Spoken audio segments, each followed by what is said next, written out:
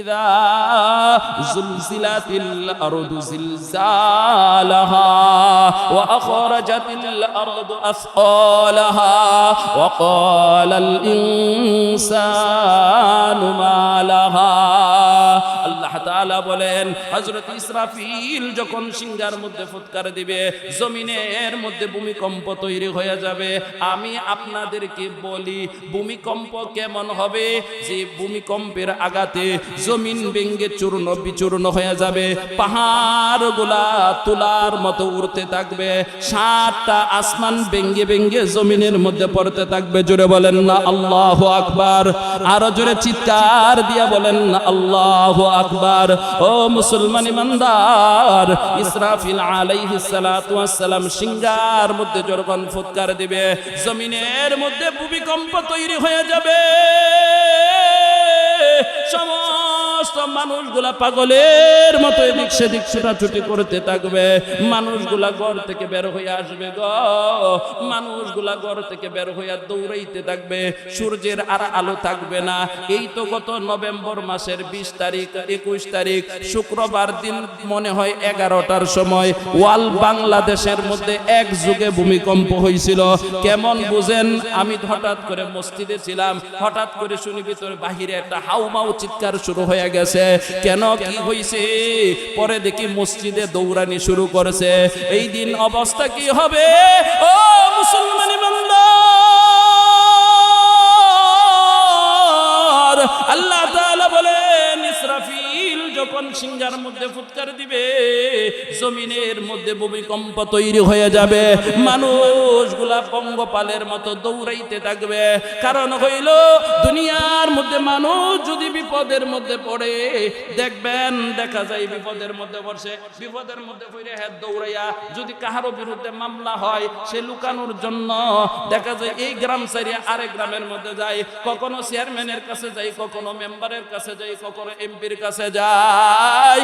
ওই দিন অবস্থায় এমন হবে মানুষগুলা তাকায় দেখবে দুনিয়ার চাইতে প্রায় 13 লক্ষ গুণ বড় সূর্যটা ভেঙে টুকরো টুকরো হয়ে জমিনের মধ্যে পড়বে। জোরে বলেন না আল্লাহু আকবার। দুনিয়ার চাইতে প্রায় 13 লক্ষ গুণ বড় সূর্যটা ভেঙে টুকরো টুকরো হয়ে জমিনের মধ্যে পড়বে।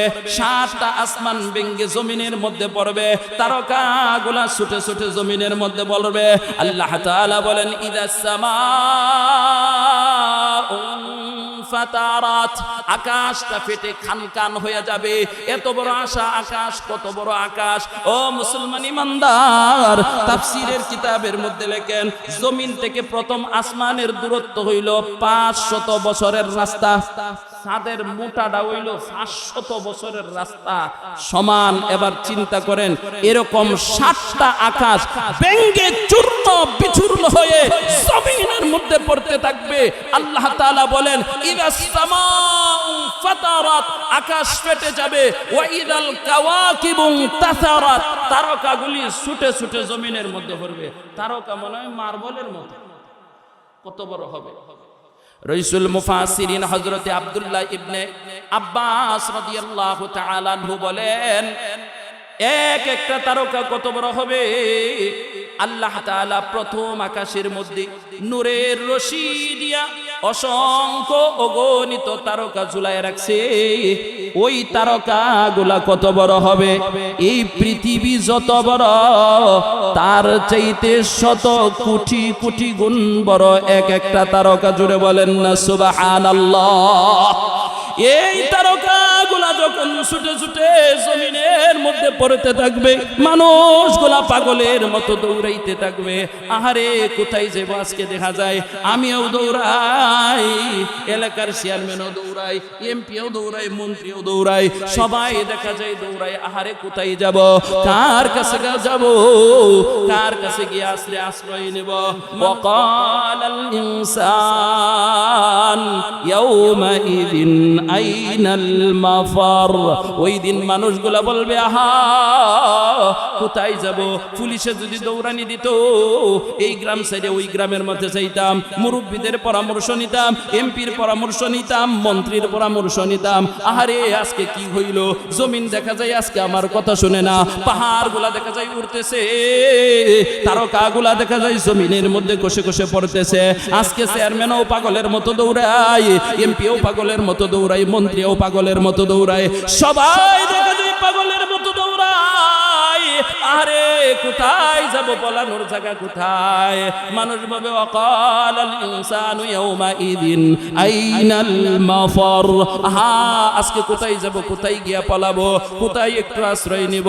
আল্লাহ তাআলা ডাক দেওয়া কাল্লা, না না বান্দা, দুনিয়ার মধ্যে অনেক কিছু বলছি, তখন অনেক কিছু কইছি, আমার গোলামি ছাড়িস না, আল্লাহ বিল্লাহ ছাড়িস না, আমার নাফরমানি করিস না, আমি আল্লাহ তাআলাকে এক জেনে এক মনে আমি আল্লাহর গোলামি কর, আমার নাফরমানি করিস না।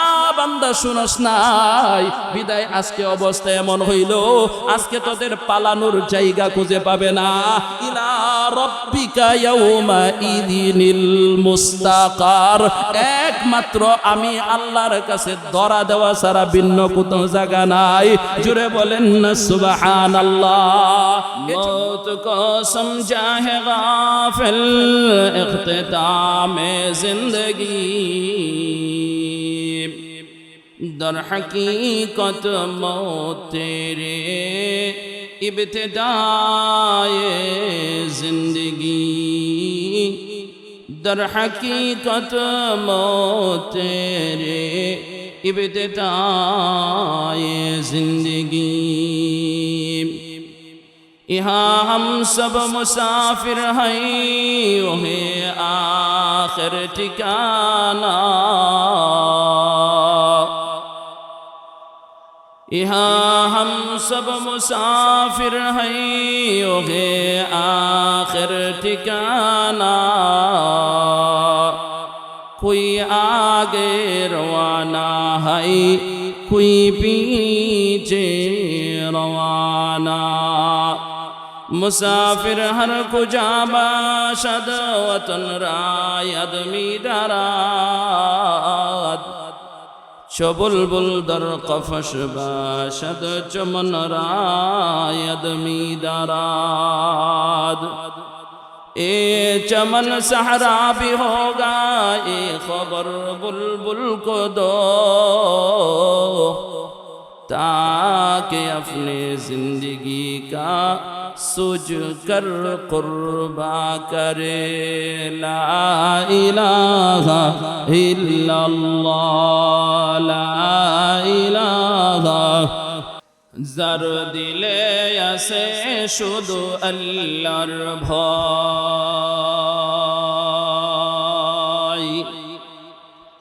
জিকির করে সে বসে নিরালায়, তার আহার নিদ্রা ভালো লাগে না, তার আহার নিদ্রা ভালো লাগে না, ভালো লাগে শুধু ইল্লাল্লাহ, লা ইলাহা ইল্লাল্লাহ, লা ইলাহা ইল্লাল্লাহ, লা ইলাহা।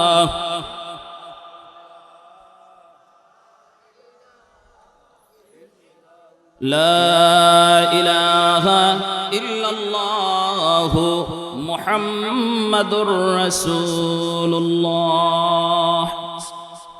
আলহামদুলিল্লাহ, মাদারে ইলমি জামিয়া লুৎফিয়া হাফিজিয়া গাগলাজুল মাদ্রাসা কর্তৃক আয়োজিত বার্ষিক ওয়াজ মাহফিলের বর্তমান অধিবেশনের অত্যন্ত শ্রদ্ধেভাজন সম্মানিত সভাপতি সাহেব দামাত বারাকাতুহুমুল আলিয়া, মহান আল্লাহ রব্বুল আলামিনের দরবারে লক্ষ কোটি শুকরিয়া আদায় করছি যে মালিক রব্বুল আলামিন আমাদেরকে এ গভীর রজনী পর্যন্ত আরামের বিছানাকে ত্যাগ করে, শীতের কষ্টকে সহ্য করে, বিবি বাচ্চা ঘর সংসার সবকিছু থেকে বিরত করি। আল্লাহ পাক রব্বুল আলামিন আমাদেরকে গভীর রজনী পর্যন্ত উলামায়ে কেরামের নিসবতে দ্বীনের এক ধর্মীয় মাহফিলের মধ্যে আল্লাহ আমাদেরকে কিছু সময় বসার আসার সুযোগ করে দিয়েছেন। এজন্য মালিকের দরবারে শুকরিয়া আদায় করে বলি আলহামদুলিল্লাহ। বক্তা একজন গেলে আরেকজন উড়ার সাথে সাথে মাঠ কিছু ফাঁকা হয়, না আমরা ভালো বুঝি। কিছু ফাঁকা হয় এটা ভালো বুঝি। তো আমার ওয়াজের পরে দিয়া মাহফিল হয়তো বা সমাপ্ত ঘোষণা করা হবে, আর মাহফিল সমাপ্ত ঘোষণার আগে, মাহফিল শেষ হওয়ার আগে কিছু থাকে, এটা আপনারাও ভালো জানেন। এজন্য যারা আশপাশে আছেন দয়া করে অতি তাড়াতাড়ি এখানে চলে আসেন। মানে আপনারা যে গেছেন মাঠ ফাঁকা হয়েছে, ওই মাঠটা যাতে আপনারা আয়াও শরীক হইতে পারেন, এজন্যই আমি কিছু সময় বসছি। আর বিশেষ করে ওয়াজ করার মতো সেই যোগ্যতা আমার নাই, যেহেতু আমি আজকে এখানে আসছি কোনো বক্তা না। আমি এই মাদ্রাসার প্রাক্তন একজন ছাত্র ছিলাম, দীর্ঘদিন মাদ্রাসার মধ্যে লেখাপড়া করেছি। মাদ্রাসার কোনো খেদমত আমার ধারা এ জামিয়ার হয় নাই। তো আজকে শুধু আসছি আমার উস্তাদে মুহতারাম যারা আছেন, আমার উস্তাদদের কথা পালনার্থে এবং একটু দোয়া নেওয়ার জন্য। আল্লাহ যেন আমাকে, আমাদের সবাইকে দ্বীনের উপর, হেদায়েতের উপর চলার তৌফিক দান করেন। সবাই বলি আমিন। মুহতারাম হাজিরিন, মাহফিলও যেহেতু শেষ, আমিও আমাদের জীবনের শেষ পরিণতি কি হবে, এই পৃথিবীর শেষ পরিণতি কি হবে, কি দিয়া পৃথিবীর শেষ হবে, এই সংক্রান্ত বিষয়ে আমি কিছু কথা বলবো। তাই আপনাদের সামনে মহাগ্রন্থ আল কোরআনে কারীমের একটা সূরা সূরাতুল কারিয়া পাঠ করেছি। পাশাপাশি সর্বযুগের সর্বকালের সর্বশ্রেষ্ঠ মহানায়ক মুহাম্মদুর রাসূলুল্লাহ সাল্লাল্লাহু আলাইহি ওয়াসাল্লামের জীবনের অসংখ্য অগণিত হাদিসের মধ্য থেকে একটা হাদিস পাঠ করছি। আল্লাহ যদি তৌফিক দান করেন, আলোচ্য আয়াত এবং হাদিসকে সামনে রেখে অল্প কিছু সময় জরুরি কিছু কথা বলবো। আল্লাহ তাআলা আমলযোগ্য কথাগুলো যেন আমার জবান থেকে বের করে দেন। আল্লাহ যেন সামিঈন, বক্তা শ্রোতা উভয়কে আল্লাহ এই কথার মাধ্যমে যেন আল্লাহ তাআলা আমাদেরকে আমল করার তৌফিক দান করেন। সবাই বলে আমিন। মুহতারাম হাজিরিন, আমি যে বিষয়টা নিয়ে কথা বলতে চাই, আমি আপনাদের সামনে যে সূরাটা তিলাওয়াত করেছি, এই সূরার মধ্যে আল্লাহ তাআলা যে বিষয়ে কথা বলেছেন, আমিও আপনাদেরকে সেই বিষয়টা বলবো। এটা হলো আলোচ্য আয়াতের মধ্যে আল্লাহ তাআলা কিয়ামতের বিভীষিকা সম্পর্কে আলোচনা করছেন। কিয়ামতের বিভীষিকা, কিয়ামতের দিন অবস্থা কি ভয়াবহ হবে, এ ব্যাপারে আল্লাহ সূরাতুল কারিয়ার মধ্যে আলোচনা করেছেন। কিয়ামতের দিন ইসরাফিল আলাইহিস সালাতু ওয়াস সালাম যখন সিংহার মধ্যে ফুৎকার দিবে, ফুৎকার দেওয়ার সাথে সাথে পৃথিবীর অবস্থা কি হবে, পৃথিবীর হালত কি হবে, মাহওয়ালটা কি হবে, এ সংক্রান্ত বিষয়ে আল্লাহ সূরার শুরুতে আলোচনা করেছেন। সব কিছু যখন ব্যঙ্গে চুরে চূর্ণ বিচূর্ণ হয়ে যাবে, আকাশ থাকবে না, জমিন থাকবে না, গ্রহ নক্ষত্র কোনো কিছু থাকবে না, এই পৃথিবীর চাইতে প্রায় 13 লক্ষ গুণ বড় সূর্যটাও থাকবে না, কোনো কিছুই থাকবে না। এরপরে অবস্থা কি হবে, হাসরের মাঠ কায়েম হবে, হাসরের মাঠে আমাদের হালত কি হবে, এই ব্যাপারে আল্লাহ এই সূরার মধ্যে আলোচনা করেছেন। জুড়ে বলেন সুবহানাল্লাহ। কিয়ামত এটা দুই ভাবে সংগঠিত হবে। কয়ভাবে? একটু জোরে বলেন কয়ভাবে? দুই ভাবে। একটা হলো ব্যক্তিগত কিয়ামত, কিয়ামতে সুগরা। আরেকটা হলো সমষ্টিগত কিয়ামত, এটাকে বলা হয় কিয়ামতে কুবরা। একটা হলো ব্যক্তিগত কিয়ামত, আরেকটা হলো সমষ্টিগত কিয়ামত। ব্যক্তিগত কিয়ামত, আমি মারা গেলাম, আমার জন্যই কিয়ামত হয়ে গেল। রাসূল হাদিসের মধ্যে বলেন, ওয়াকালা রাসূলুল্লাহি সাল্লাল্লাহু আলাইহি ওয়াসাল্লাম মান মাতা ফাকাদ কামাত কিয়ামাতুহু। আল্লাহর হাবিব মুহাম্মদুর রাসূলুল্লাহ সাল্লাল্লাহু আলাইহি ওয়াসাল্লাম নবীজি বলেন যে মারা গেল তার জন্যই কিয়ামত কায়েম হয়ে গেল। কারণ হলো মুসলমান ইমানদার, এই দেহ থেকে যখন প্রাণটা বের হয়ে যাবে, আজকে আমি অনেক বড় লোক, আমার অনেক ক্ষমতা, আমার আঙ্গুলের ইশারায় 10টা লাশ পড়ে যায়, আমার এত টাকা, যেই টাকার কারণে আমি তানাতে যদি ফোন দেই সাথে সাথে পুলিশ চলে আসে, আমার টাকার কারণে এমপির কাছে ফোন দিলে এমপি দৌড়াইয়া চলে আসে, আজকে আমার অনেক দাম।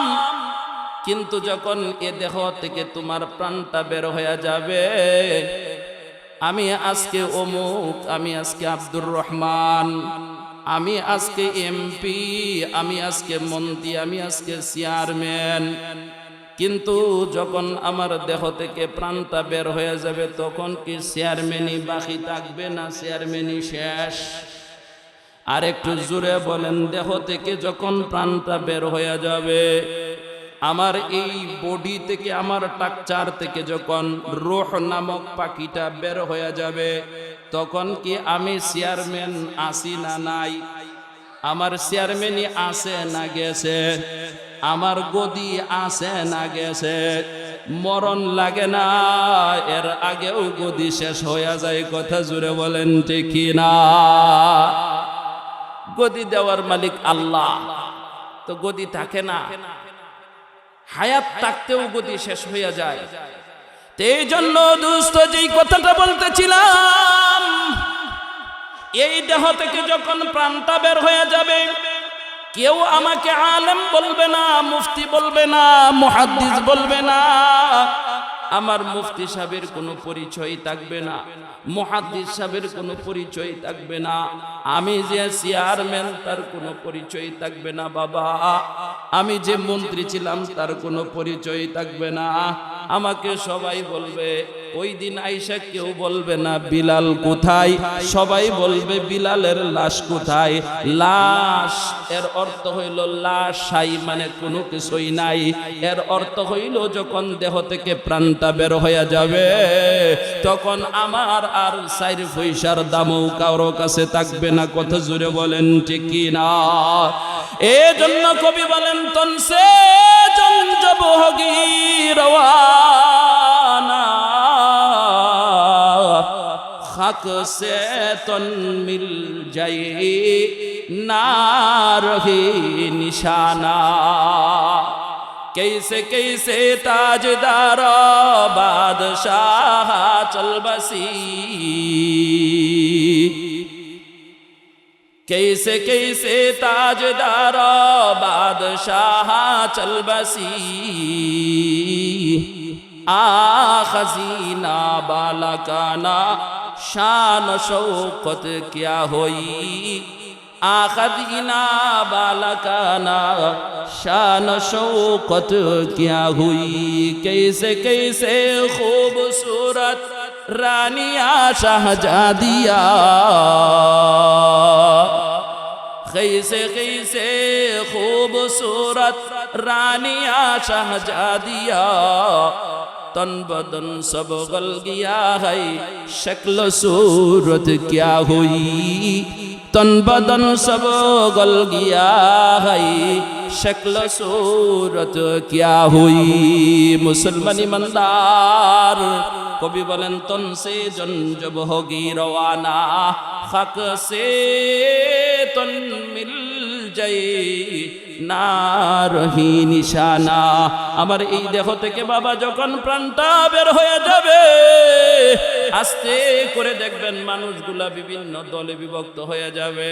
আমার দেহ থেকে যখন প্রাণটা বের হয়ে যাবে, প্রাণ পাখিটা যখন বের হয়ে যাবে, ও বাবা আমার আর দুনিয়াতে কোনো কাজ নাই, দুনিয়াতে কোনো নাম থাকবে না, কোন দুনিয়াতে কোনো দাম থাকবে না। এমন কি যেই ঘর বানাইলা ও মুসলমান, ভালো করে শুনো, যেই ঘরটা এত সুন্দর করে বানাইলা, বিদেশ 50 বছর বিদেশ করলা, দীর্ঘদিন বিদেশ করে যেই ঘরটা মনের মতো সাজাইলা, ঘরের মধ্যে তুমি বিদেশ থেকে টাইলস লাগাইলা, ইতালি থেকে টাইলস আনলা, ফ্রান্স থেকে মার্বেল পাথর বসাইলা, ও সিলেট শহরের মধ্যে সবচাইতে উন্নত মানের হাই কোয়ালিটির যে কমেট গুলা আছে সবগুলা ঘরের মধ্যে ব্যবহার করলা, রুমটারে তোমার মনের মতো চমৎকার কইরা সাজাইলা। বলুন তো দেখি, সত্যি কইরা বলেন, যখন দেহ থেকে প্রাণটা বের হয়ে যাবে আপনাকে কি ওই ঘরের মধ্যে কয়েকদিন রাখবে? আরেকটু জোরে বলেন, রাখবে? না না, ওই ঘরের মধ্যে রাখবে না। এমনও তো হবে না, বাবা এতদিন বিদেশ থাকলো, বিদেশ থেকে আমাদের জন্য কত কিছু করলো, কত কষ্ট করলো, নিজের জীবন যৌবন যা কিছু আছে সব কিছু বিসর্জন দিয়ে বিদেশের মধ্যে উপার্জন করলো, আমাদের জন্য আজকে ঘর করলো, বাড়ি করলো, গাড়ি করলো। আহারে বাবারে, অন্তত একটা সপ্তাহ মরিয়া যেহেতু গেছে, এমন তো রাখতাম না, একটা সপ্তাহ আব্বা ঘরের মধ্যে থাক, কইব কোনো ছেলে? আরেকটু জোরে বলবেন, বলবে কোনো ছেলে? বলবে না। এমন কইব আচ্ছা তা বাবা যেহেতু এই গড়টারে এত সুন্দর কইরা, এত মেহনত কইরা, এত সুন্দর কইরা সাজাইছে, এই গড়ের একটা রুম, এই রুমের মধ্যে তো আব্বা থাকতো, তা এই একটা রুমের মধ্যে তালা মাইরা বাপের লাশটা এখানেই রেখে রাখবে? আর যদি বলেন রাখবে, কবি বলেন গর ইমারতরা বরিবর আসমা, घर इमारत राबरी बार आसमा, आंखें बदजीर जमीने गर्दे निहा, आंखें बदजीर जमीने गर्दे निहा। দালান কোটা বানাইতে বানাইতে যখন আকাশ পর্যন্ত যদি তুমি চলিয়া যাও, তোমার দেহ থেকে যখন প্রাণটা বের হইয়া যাবে, ওই আকাশ চুয়া বিল্ডিং থেকে তোমার ছেলেরা তোমাকে টেনে নামাইবে। কথা জোরে বলেন ঠিক না? ওই আকাশ চুয়া বিল্ডিং থেকে তোমাকে টেনে নামাবে, নামায়া ঘরের মধ্যে রাখবে না। আখে বদজিরে জমিনে গর্দে নিহা, এমন একটা জমিনের মধ্যে তোমার দাফন কইরা রাখবে রে। একটু তাকায় দেখেন, যে জমিনের মধ্যে ফসল হয় না, কথা জোরে বলেন ঠিক না? যে জমিনের মধ্যে ফসল হয় না, যেই জমিন ব্যবহার অনুপযোগী, যেই জমিন কোনো কাজে আসে না, যেই জমিনটা দেখা যায় আপনার যার জঙ্গলের ভিতরে একটা নীরব বিচ্ছিন্ন একটা জায়গা, জনপদ থেকে বিচ্ছিন্ন একটা স্থান, যেখানে দিনের বেলা গেলেও ভয় লাগে। কথা জোরে বলেন ঠিক না? কবরের মাঝখানে যদি দিনের বেলা যান, অন্তরের মধ্যে ভয় আসে, দিলটা চমচম কইরা উঠে। কিন্তু যখন প্রাণটা বের হয়ে যাবে রে, ওই কবরের মধ্যে গিয়া দেখা যায়, ওই কবরের মধ্যে এমন এক জায়গার মধ্যে দাফন করবে, যেই জমিনটার দাম কম, বাঁশঝাড়ের নিচে অন্ধকারে বেড়া। কথা জোরে বলেন ঠিক না?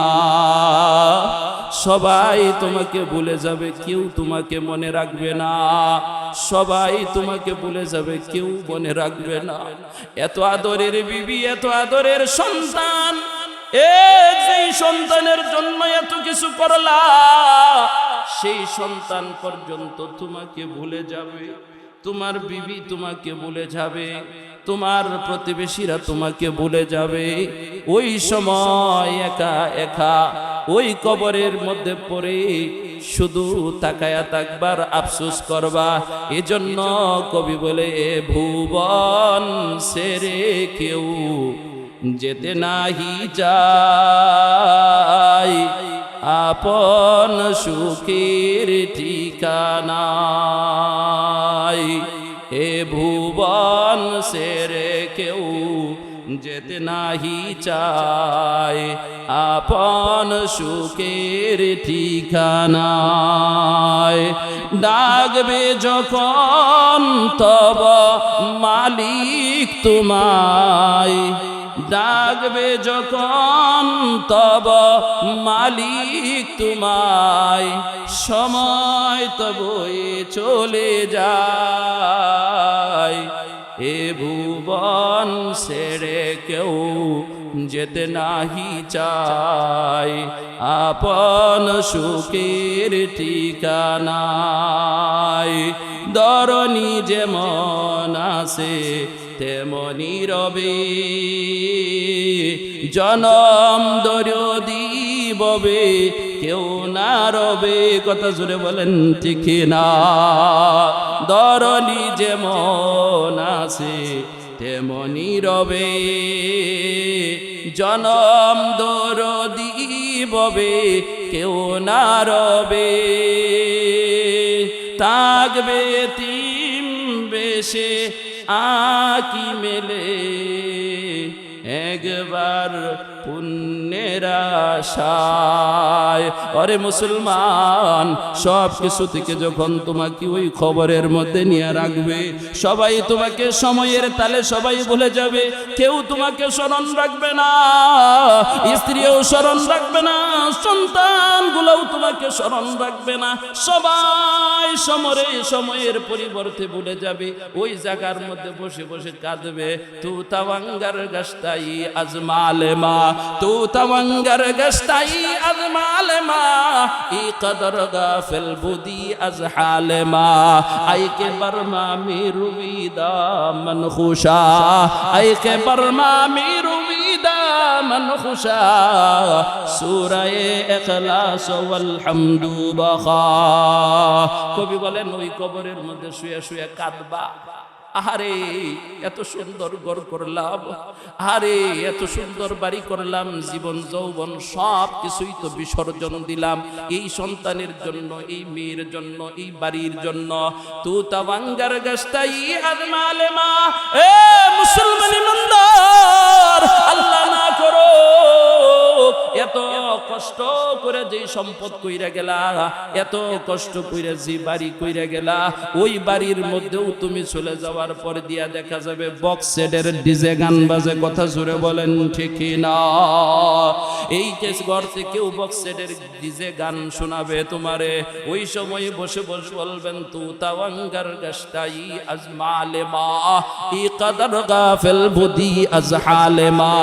আরে তুমি আজকে আমার সম্পদ দিয়া সম্পদওয়ালা ওয়ালা হইলা, তুমি আজকে আমার বাড়ি দিয়া বাড়িওয়ালা হইলা, তুমি আজকে আমার গাড়ি দিয়া গাড়িওয়ালা হইলা। বাবা যে তোমার জন্য এত কষ্ট কইরা এত কিছু করলাম, ই কদর গাফিল বুদি আজহালে মা। এই কবরের মধ্যে আমি বাবা কেমন আছি?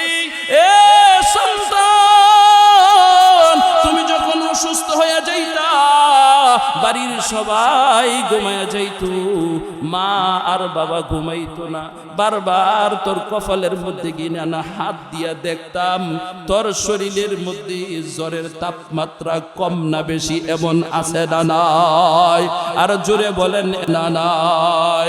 ও মুসলমান ইমানদার, ওই কবরের মধ্যে বাবা শুয়ে শুয়ে বলবে, সন্তান রে, এই কবরের মধ্যে আজকে আমারে ফালায় রাইখা গেলে রে সন্তান। শীতের রাত্রে বাবা তোরে নিয়ে ঘুমাইছিলাম, ওই শীতের রজনীতে দেখতাম তুই পেশাব কইরা দিছস কিনা, তোর শরীরের মধ্যে ঠান্ডা লাগতেছে কিনা। বারবার আমি চেক করছি, কাপড়টা যদি প্রস্রাব করে ভিজায়া ফেলছস, আমি কাপড়টা চেঞ্জ করে দিছি যাতে ঠান্ডা না লাগে। আমি কাপড়টা চেঞ্জ করে দিছি যাতে ঠান্ডা না লাগে। ও সন্তান, আমি তোরে কষ্ট করতে দেই নাই। অসুস্থ হইছস তো ডাক্তারের কাছে নিয়ে গেছি, এক ডাক্তারের ওষুধে ধরে না আরেক ডাক্তারের কাছে গেছি। পরিশেষে এমনও হইছে যে মা বাবা রাত্রের গভীর অন্ধকারের মধ্যে যখন কোনো ডাক্তারের ওষুধেই অসুখ সারে না, সন্তান বালা হই না, মা আর বাবা যখন গভীর রজনী যখন হয়ে যায় গো, ওই সময় মা বাবা সিজদার মধ্যে পইরা ওই সন্তানের জন্য আল্লাহর কাছে হাউ মাউ করে কাঁদে। কথা জুড়ে বলেন ঠিক কি না? আল্লাহর কাছে হাউ মাউ করে কাঁদে, আল্লাহ আমাদের অপরাধের কারণে হয়তোবা, আমার গুনাহের কারণে হয়তোবা ওগো আল্লাহ আমার সন্তান অসুস্থ হয়ে গেছে, বারবার চিকিৎসা করাইতেছি, ওই সন্তান সুস্থ হইতেছে না। আল্লাহ তোমার কাছে আমার সন্তানের জীবন ভিক্ষা চাই, আছে না নাই? আল্লাহর কাছে জীবন ভিক্ষা চাইছে। আমার দেখা মতো এমনও মা বাবা আছে নিজের সন্তানের জীবনের জন্য আল্লাহর কাছে কাঁদে। এই তো কিছুদিন আগে একজন লোক আসছে, আয়েশা বলতেছে হুজুর আমার ছেলেটা ঢাকা বঙ্গবন্ধু পিজি হাসপাতালের মধ্যে ভর্তি, ডাক্তাররা বলতেছে লিভার নষ্ট হয়ে গেছে, ওই লিভারটা আর ঠিক হবে না চিকিৎসা করার দ্বারা। হুজুর আমি ডাক্তারদেরকে বলছিলাম যে ডাক্তার যদি আমার তো বয়স হয়ে গেছে, আর তো বেশি দিন বাঁচবো না, তো আমার লিভারটা আমার ছেলেরে দিয়া দেন, আমি মারা যাই। সুরে বলেন না সুবহানাল্লাহ। ও মুসলমান ইমানদার, ওই মা বাবা পর্যন্ত গো সন্তানের জন্য নিজের জীবন বাজি রেখে আল্লাহর কাছে দোয়া করে ওই সময় কবরের মধ্যে শুয়ে শুয়ে কইব তু থাওয়াঙ্গার গাছটাই আগ মালেমা ই কদরগা ফেলবুদি আজ হালেমা।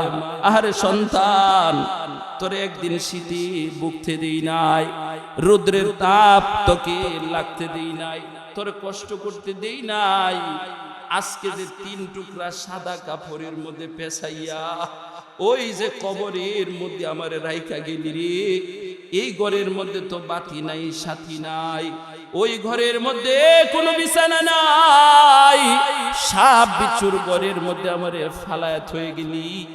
আইকে বর্মা মেরুবিদা মনখুশা সূরায়ে ইখলাস ওয়াল হামদু বাখা। তোর কি মনে চাই না আমার কবরের মধ্যে আইসা একবার সূরা ফাতিহা 3 বার ইখলাস পড়ে আমার জন্য একটু আল্লাহর কাছে দোয়া করবি? এই সময়টুকু তোর হয় না।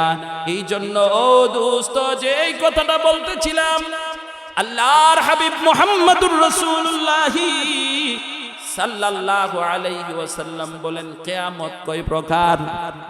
আর একটু জোরে বলেন কিয়ামত কয় প্রকার? কিয়ামত হইল 2 প্রকার, একটা হইল ব্যক্তিগত কিয়ামত, আরেকটা হইল সমষ্টিগত কিয়ামত। ব্যক্তিগত কিয়ামত হলো আমি মারা গেলাম দুনিয়ার মধ্যে, এই পৃথিবীর জন্য আমার ওই কিয়ামত হয়ে গেল। নবীজি বলেন মাম্মা তাফাকাদ কামাত কিয়ামাতু। নবীজি বলেন যে মারা গেল তার জন্যই কিয়ামত হয়ে গেল। কারণ হলো কিয়ামত যখন হবে এই পৃথিবীর চিন্তা আর ফিকির আমাদের কারো থাকবে না। মারা যখন যাব তখন আমারও আর রিটার্ন, ব্যবসা বাণিজ্য, চাকরি বাকরির কোনো ফিকির থাকবে না। এই হলো ব্যক্তিগত কিয়ামত। আরেকটা হলো সমষ্টিগত কিয়ামত, যেই দিন হযরত ইসরাফিল আলাইহিস সালাতু ওয়াস সালাম সিংহার মধ্যে ফুৎকার দিবে। সিংহার মধ্যে ফুৎকার দেওয়ার মাধ্যমে আসমান, জমিন, গ্রহ, তারা, নক্ষত্র, এই পৃথিবীর মানব দানব যা কিছু আছে সবগুলা যেই দিন ধ্বংস হয়ে যাবে ওটাকে বলা হয় সমষ্টিগত কিয়ামত। তাহলে ব্যক্তিগত কিয়ামত, সমষ্টিগত কিয়ামত। ও মুসলমান ইমানদার, কিয়ামত হবে এ ব্যাপারে কোনো সন্দেহ আছে? আর একটু জোরে চিৎকার দিয়া বলেন কিয়ামত হবে, কোনো সন্দেহ আছে? কিয়ামত যে হবে এর পিছনে কোনো সন্দেহ নাই। আচ্ছা, মরণ নিয়ে কারো ভিতরে কোনো ইখতিলাফ আছে? আর একটু জোরে বলেন আছে? এই পৃথিবীর মধ্যে যত বিষয় আছে সব বিষয় নিয়েই মানুষে কিছু না কিছু মতনৈক্য করে, ঠিক কি না? কিছু না কিছু মতনৈক্য করে। আল্লাহ নিয়ে মানুষের মধ্যে মতনৈক্য আছে। যেমন নাস্তিকরা বলে আল্লাহ বলতে কোনো কিছু নাই, জোরে বলেন নাউজুবিল্লাহ। নাস্তিকরা বলে কি আল্লাহ বলতে কোনো কিছু নাই। ইহুদিরা নবী সম্পর্কে তারা মতভেদ করে, খ্রিস্টানরা নবী নিয়ে মতভেদ করে। তো এরকম ভাবে পৃথিবীর মধ্যে যা কিছু আছে সব নিয়ে মানুষের ভিতরে কিছু না কিছু ইখতিলাফ, সন্দেহ, সংশয়, মতনৈক্য, মতবিরোধ আছে। কিন্তু আল্লাহ নিয়ে কারো ভিতরে, মরণ নিয়ে কারো ভিতরে কোনো মতনৈক্য, আরো জোরে বলেন, আছে? নাই। এই যে আপনার নাস্তিকবাদী মতবাদের আবিষ্কারক মিস্টার লেনিন, এই লেনিন বলতো দেয়ার ইজ নো গড, রব বলতে কোনো কিছু নাই। নাউজুবিল্লাহ কি এটা আপনাকে কয়ে দেওয়ার লাগবে, জোরে বলেন নাউজুবিল্লাহ। দেয়ার ইজ নো গড, রব বলতে কোনো কিছু নাই, এই নাস্তিকবাদীর মতাদর্শের এই স্লোগানের আবিষ্কারক হলো মিস্টার লেনিন। রাশিয়ার অধিবাসী ছিল সে। এর মিস্টার লেনিন মরণের আগে সে কয় আল্লাহ আল্লাহ আল্লাহ, জোরে বলেন না সুবহানাল্লাহ। তারা জিজ্ঞাসা করা হইল, সারাটা জীবন এই নামের বিরোধিতা করলা, আল্লাহ বলতে কোনো কিছু বিশ্বাস করলা না, এখন মারা যাইবা, এখন তুমি আল্লাহ আল্লাহ কও, তাহলে কি তুমি তোমার মতাদর্শ পরিবর্তন করছ? তখন সে বলছে যে না, আমি আল্লাহরে মানি না, তবে এটা জফলে অন্তরের মধ্যে শান্তি লাগে, জুড়ে বলেন না সুবহানাল্লাহ। তো এইদিকে যাব না। এই জন্য মুহতারাম হাজিরিন, মরণ নিয়ে কারো ভিতরে কোনো মতনৈক্য নাই, কিয়ামত নিয়েও কারো ভিতরে কোনো মতনৈক্য নাই। কিয়ামত একদিন হবে, মরণও হবে। তাই ব্যক্তিগত কিয়ামত, সমষ্টিগত কিয়ামত, ব্যক্তিগত কিয়ামত কবে হবে, সমষ্টিগত কিয়ামত কবে হবে, এটা আল্লাহ ছাড়া কেউ জানে। আর একটু জোরে বলেন, জানে না। আপনি কবে মরবেন এটা কি আপনি জানেন? ব্যক্তিগত কিয়ামত কে কবে মারা যাব আমরা কেউ জানি না। সমষ্টিগত কিয়ামত কবে হবে এটা কেউ জানে না। ব্যক্তিগত কিয়ামতও জানে না, সমষ্টিগত কিয়ামতও জানে না। যদি জানতো কেন আল্লাহ জানাই নাই? আমরা মরণ কবে হবে এতেই জানি না। ও মাগো মা, ট্যাং একটা কবরের মধ্যে গেছে গা, এরপরেও বেডার শরীরের শক্তি মজে না, এরপরে দেও নরম হয় না। তো এই জন্য মুহতারাম হাজিরিন, যে কথাটা বলতেছিলাম, ব্যক্তিগত কিয়ামত কবে হবে এটাও কেউ জানে না, সমষ্টিগত কিয়ামত কবে হবে এটাও কেউ জানে না। মরতে একদিন সবারই হবে, এই পৃথিবী থাকবে না, পৃথিবী ধ্বংস হয়ে যাবে। তাই আল্লাহ বলেন আল কারিআ, করাঘাতকারী, অর্থাৎ ইসরাফিল আলাইহিস সালাতু ওয়াস সালামের সিংহায় ফুৎকারের মাধ্যমে আল্লাহ তাআলা মহাপ্রলয় ঘটাবে। কি ঘটাবেন? আল্লাহ তাআলা কোরআনের মধ্যে বলেন আল কারিআতু মাল কারিআ। হযরত ইসরাফিল আলাইহিস সালাতু ওয়াস সালাম যখন সিংহায় ফুৎকার দিবে, সিংহায় ফুৎকার দেওয়ার মাধ্যমে কিয়ামত কায়েম হবে।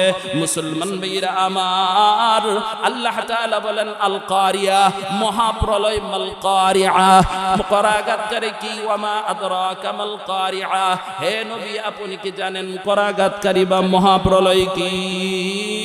আল্লাহ তাআলা বলেন ইয়াউমা ইয়াকুনুন নাসু কাল ফারাশিল মাবথুস। মুসলমান ভাইরা আমার, হযরত ইসরাফিল আলাইহিস সালাতু ওয়াস সালাম যখন সিংহার মধ্যে ফুৎকার দিবে, সিংহার মধ্যে ফুৎকার দেওয়ার সাথে সাথে ওই পৃথিবীর মধ্যে মহাপ্রলয় তৈরি হবে, জমিনের মধ্যে ভূমিকম্প তৈরি হয়ে যাবে। জোরে বলেন না সুবহানাল্লাহ। ও মুসলমান ইমানদার, আল্লাহ তাআলা কোরআনে কারীমের মধ্যে বলেন ইসরাফিল আলাইহিস সালাতু ওয়াস সালাম যখন সিংহার মধ্যে ফুৎকার দিবে গো, ফুৎকার দেওয়ার সাথে সাথে অবস্থা এমন হবে, জমিনের মধ্যে জুলজিলা তৈরি হয়ে যাবে, ভূমিকম্প তৈরি হয়ে যাবে। আল্লাহ তাআলা বলেন ইযা জুলজিলাতিল আরদু জিলজালাহা ওয়া আখরাজাতিল আরদু আসকালাহা ওয়া ক্বালাল ইনসানু মা লাহা। আল্লাহ তাআলা বলেন হযরত ইসরাফিল যখন সিংহার মধ্যে ফুৎকার দিবে জমিনের মধ্যে ভূমিকম্প তৈরি হয়ে যাবে।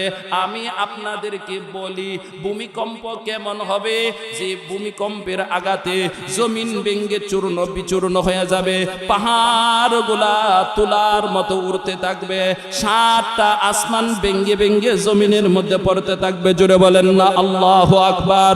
আরো জোরে চিৎকার দিয়া বলেন না আল্লাহু আকবার।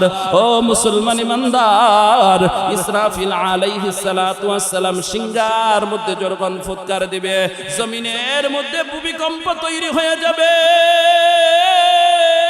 সমস্ত মানুষগুলা পাগলের মতো এদিক সেদিক ছোটাছুটি করতে থাকবে। মানুষগুলা ঘর থেকে বের হয়ে আসবে গো, মানুষগুলা ঘর থেকে বের হয়ে দৌড়াইতে থাকবে। সূর্যের আর আলো থাকবে না। এই তো গত নভেম্বর মাসের 20 তারিখ 21 তারিখ শুক্রবার দিন মনে হয় 11টার সময় ওয়াল বাংলাদেশের মধ্যে এক যুগে ভূমিকম্প হয়েছিল। কেমন বুঝেন, আমি হঠাৎ করে মসজিদে ছিলাম, হঠাৎ করে শুনি ভিতরে বাহিরে একটা হাউমাউ চিৎকার শুরু হয়ে গেছে। কেন কি হয়েছে? পরে দেখি মসজিদে দৌড়ানি শুরু করেছে। এই দিন অবস্থা কি হবে? ও মুসলমান ইমানদার, আল্লাহ তাআলা বলেন ইসরাফিল যখন সিংহার মধ্যে ফুৎকার দিবে জমিনের মধ্যে ভূমিকম্প তৈরি হয়ে যাবে। মানুষগুলা পঙ্গপালের মতো দৌড়াইতে থাকবে। কারণ হইল দুনিয়ার মধ্যে মানুষ যদি বিপদের মধ্যে পড়ে, দেখবেন দেখা যায় বিপদের মধ্যে পড়ছে, বিপদের মধ্যে পড়ে হ্যাঁ দৌড়াইয়া যদি কাহারো বিরুদ্ধে মামলা হয় সে লুকানোর জন্য দেখা যায় এই গ্রাম ছাড়িয়ে আরেক গ্রামের মধ্যে যায়, কখনো চেয়ারম্যানের কাছে যায়, কখনো মেম্বারের কাছে যায়, কখনো এমপির কাছে যায়। ওই দিন অবস্থা এমন হবে মানুষগুলা তাকায় দেখবে দুনিয়ার চাইতে প্রায় 13 লক্ষ গুণ বড় সূর্যটা ভেঙে টুকরো টুকরো হয়ে জমিনের মধ্যে পড়বে। জোরে বলেন না আল্লাহু আকবার। দুনিয়ার চাইতে প্রায় 13 লক্ষ গুণ বড় সূর্যটা ভেঙে টুকরো টুকরো হয়ে জমিনের মধ্যে পড়বে। 7টা আসমান ভেঙে জমিনের মধ্যে পড়বে। তারকাগুলা ছুটে ছুটে জমিনের মধ্যে পড়বে। আল্লাহ তাআলা বলেন ইদাস সামাউ ফাতারাত, আকাশটা ফেটে খানখান হয়ে যাবে। এত বড় আশা আকাশ, কত বড় আকাশ।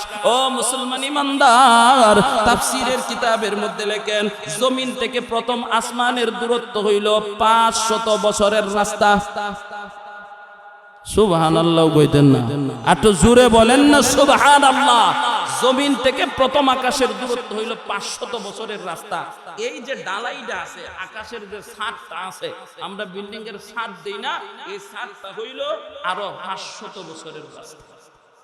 ছাদের মোটাটা হইল 500 বছরের রাস্তা সমান। এবার চিন্তা করেন এরকম 7টা আকাশ ভেঙে চূর্ণ বিচূর্ণ হয়ে জমিনের মধ্যে পড়তে থাকবে।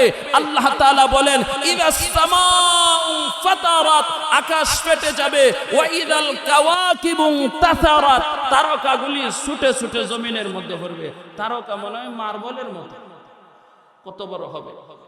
রাইসুল মুফাসসিরিন হযরত আব্দুল্লাহ ইবনে আব্বাস রাদিয়াল্লাহু তাআলা আনহু বলেন এক একটা তারকা কত বড় হবে। আল্লাহ তাআলা প্রথম আকাশের মধ্যে নূরের রশি দিয়া অসংখ্য অগণিত তারকা ঝুলায় রাখছে। ওই তারকাগুলা কত বড় হবে, এই পৃথিবী যত বড় তার চাইতে শত কোটি কোটি গুণ বড় এক একটা তারকা। জুড়ে বলেন না সুবহানাল্লাহ। এই তারকাগুলা যখন ছুটে ছুটে জমিনের মধ্যে পড়তে থাকবে, মানুষগুলা পাগলের মতো দৌড়াইতে থাকবে। আহারে কোথায় যাব আজকে? দেখা যায় আমিও দৌড়াই, এলাকার চেয়ারম্যানও দৌড়াই, এমপিও দৌড়াই, মন্ত্রীও দৌড়াই, সবাই দেখা যায় দৌড়াই। আহারে কোথায় যাব, কার কাছে যাব, কার কাছে গিয়ে আসলে আশ্রয় নেব? মানুষ বলবে আল্লাহ তাআলা বলেন ওয়াকালাল ইনসান ইয়াউমাইযিন আইনাল মাফার। ওই দিন মানুষগুলা বলবে আহা কোথায় যাব, পুলিশে যদি দৌড়ানি দিত এই গ্রাম ছেড়ে ওই গ্রামের মধ্যে যাইতাম, মুরব্বীদের পরামর্শ নিতাম, এমপির পরামর্শ নিতাম, মন্ত্রীর পরামর্শ নিতাম। আহারে আজকে কি হইল, জমিন দেখা যায় আজকে আমার কথা শুনে না, পাহাড়গুলা দেখা যায় উড়তেছে, তারকাগুলা দেখা যায় জমিনের মধ্যে কষে কষে পড়তেছে। আজকে চেয়ারম্যানও পাগলের মতো দৌড়ায়, এমপিও পাগলের মতো দৌড়ায়, মন্ত্রীও পাগলের মতো দৌড়ায়, সবাই দেখা যায় পাগলের মতো দৌড়ায়। আরে কোথায় যাব, পলানোর জায়গা কোথায়? মানুষ ভাবে ওয়াকালাল ইনসানু ইয়াউমাইদিন আইনাল মাফার। আহা আজকে কোথায় যাব, কোথায় গিয়া পলাবো, কোথায় একটু আশ্রয় নিব? আল্লাহ তাআলা ডাক দেওয়া কাল্লা, না না বান্দা, দুনিয়ার মধ্যে অনেক কিছু বলছি, তখন অনেক কিছু কইছি, আমার গোলামি ছাড়িস না, আল্লাহ বিল্লাহ ছাড়িস না, আমার নাফরমানি করিস না, আমি আল্লাহ তাআলাকে এক জেনে এক মনে আমি আল্লাহর গোলামি কর, আমার নাফরমানি করিস না। বান্দা শুনস নাই বিদায় আজকে অবস্থা এমন হইল, আজকে তোদের পালানোর জায়গা খুঁজে পাবে না। ইলা রাব্বিকা ইয়াউমা ইদিনিল মুস্তাকার, একমাত্র আমি আল্লাহর কাছে ধরা দেওয়া ছাড়া ভিন্ন কোনো জায়গা নাই। জুড়ে বলেন না সুবহানাল্লাহ। এজন্য মুসলমান ইমানদার, পৃথিবী ভেঙে যাবে, আকাশ জমিন ভেঙে যাবে, কবে ভাঙব? আল্লাহর রাসূল বলেন লা তাকুমুস সাআতু ফিল আরদি, লা তাকুমুস সাআতু হাত্তা ইউকালু ফিল আরদি আল্লাহ আল্লাহ। জমিনের মধ্যে যতক্ষণ পর্যন্ত একজন আল্লাহ আল্লাহ বলনেওয়ালা বাকি থাকবে ততদিন কিয়ামত হবে না। আর একটু জোরে বলেন না সুবহানাল্লাহ, আরো জোরে বলেন সুবহানাল্লাহ। জমিনের মধ্যে যতদিন একজন আল্লাহ আল্লাহ বলনেওয়ালা থাকবে ততদিন কিয়ামত হবে না। এই আল্লাহ আল্লাহ আল্লাহ আল্লাহ বলনেওয়ালা তৈরি করে ভার্সিটি। আর একটু জোরে বলেন, আরো জোরে বলেন।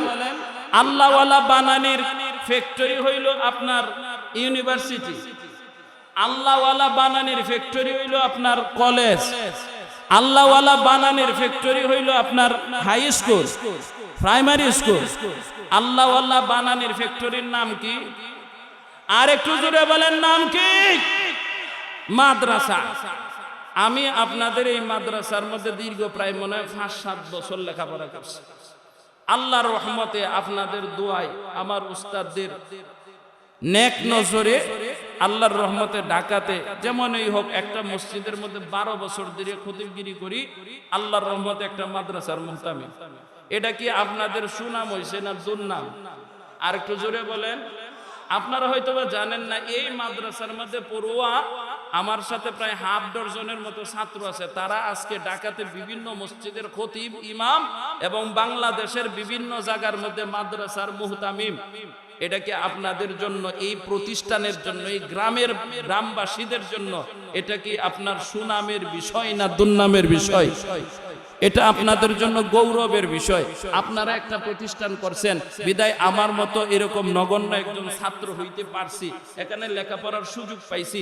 আজকে দেশে বিদেশে বিভিন্ন জায়গাতে যাই, আগে পরিচয় দিয়ে আপনাদের বৃহত্তর সিলেটে আসলে যখন তাদের সাথে কথা বলি তখন আগে পরিচয় আমি জাগলাজুর মাদ্রাসার ছাত্র। এটা আপনাদের জন্য আপনাদের জন্য সৌভাগ্যের বিষয় না? তো এই মাদ্রাসা তাক কিয়ামত পর্যন্ত কায়েম দায়েম থাকুক। এই মাদ্রাসা থেকে হাজার হাজার মুহাদ্দিস, মুহাদ্দিস, শেখুল হাদিস আল্লাহ ওয়ালা বের হোক। আমরা কে কে চাই? যারা চাই আল্লাহ দুইটা হাত উপরে তুলি। নারে তাকবীর, নারে তাকবীর। দিন ইসলাম, দিন ইসলাম।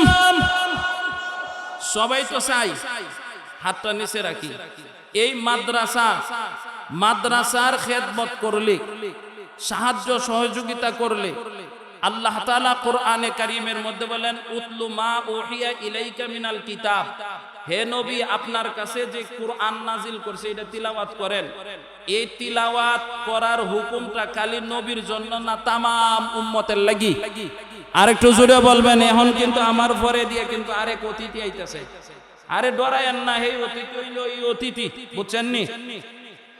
বেতন ফেডারেশনের অতিথি আইতেছে, সুতরাং এখন লড়াচড়া করার কোনো সুযোগ নাই, লড়বেন তো অফিসে পড়বেন।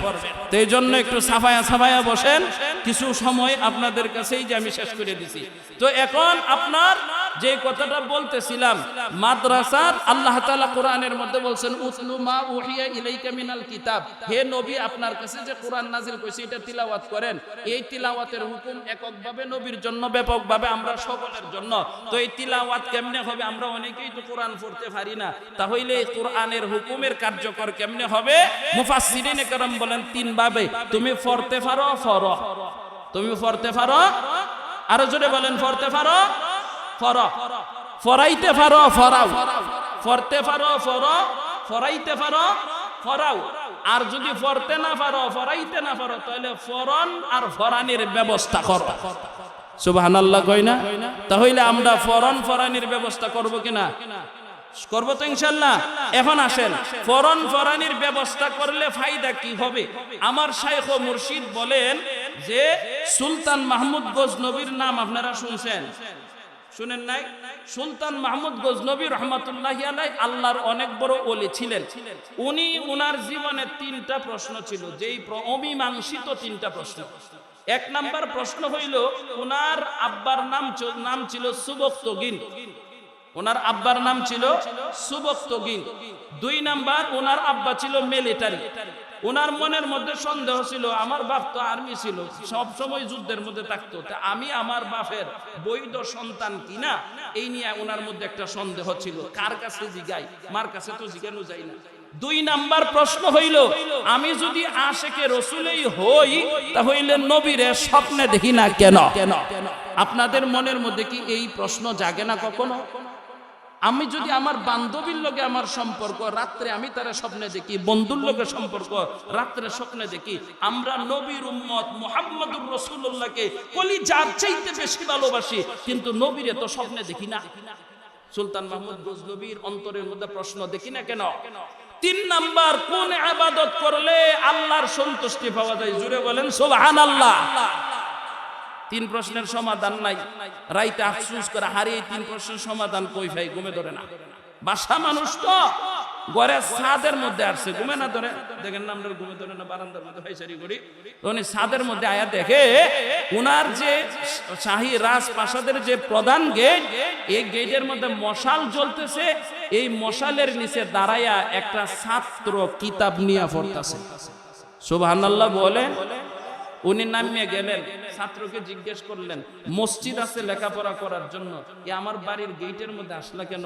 ছাত্র বলতেছে, বাদশাহ, মসজিদের মধ্যে পর্যাপ্ত আলোর ব্যবস্থা নাই, আজকে আমার সবকটা আমি আজকে কমপ্লিট করতে পারি নাই, বিদায় মসজিদের মধ্যে যেই পরিমাণ তেলের ব্যবস্থা ছিল তেল শেষ, এখন আমার তো সবকটা ফরন লাগবো, এই জন্য আপনার এই ঘরের এই যে গেটের যে আলোটা আছে ওই আলো ব্যবহার করে আমি কোরআন মুখস্থ করতেছি, কোরআনের হিফজ করতেছি। জুড়ে বলেন সুবহানাল্লাহ। উনি বলছে, চলে যাও, গিয়া ঘুমায়া যাও, আগামী কালকে থেকে মসজিদের মধ্যে সারা রাত্রির আলোর ব্যবস্থা করে দিব। পরদিন উনি দেখা যায় উজিরকে বলছে, মসজিদের মধ্যে যাতে সারা রাত্র ছাত্ররা পড়তে পারে ব্যবস্থা করে দাও। সুবহানাল্লাহ, ব্যবস্থা কইরা দিছে। পরের দিন রাত্রে বেলায় সুলতান মাহমুদ গজনবী রহমাতুল্লাহি আলাইহি ঘুমায়া গেছে। ঘুমের মধ্যে স্বপ্নে দেখে আকায়ে নামদার তাজদারে মদিনা মুহাম্মদুর রাসূলুল্লাহ সাল্লাল্লাহু আলাইহি ওয়াসাল্লাম নূরানী সূর্যের মতো উজ্জ্বল দীপ্তিমান চেহারা নিয়ে সুলতান মাহমুদ গজনবীর সামনে এসে বলতেছে, ও সুবক্তগিনের পুত্র সুলতান মাহমুদ, আজকে তো আল্লাহকে খুশি কইরা দিছো। জুড়ে বলেন সুবহানাল্লাহ। আজকে তো তুমি আল্লাহরে খুশি কইরা দিছো। ওনার জীবনে প্রশ্ন কয়টা ছিল? আরো জোরে বলেন, প্রশ্ন কয়টা ছিল? এক নাম্বার, বাবার ঔরজাত সন্তান কিনা। দুই নাম্বার, নবীকে যদি আমি আশিক রাসূল হই তাহলে নবীরে স্বপ্নে দেখি না, কোন কাজ করলে আল্লাহ খুশি হয়।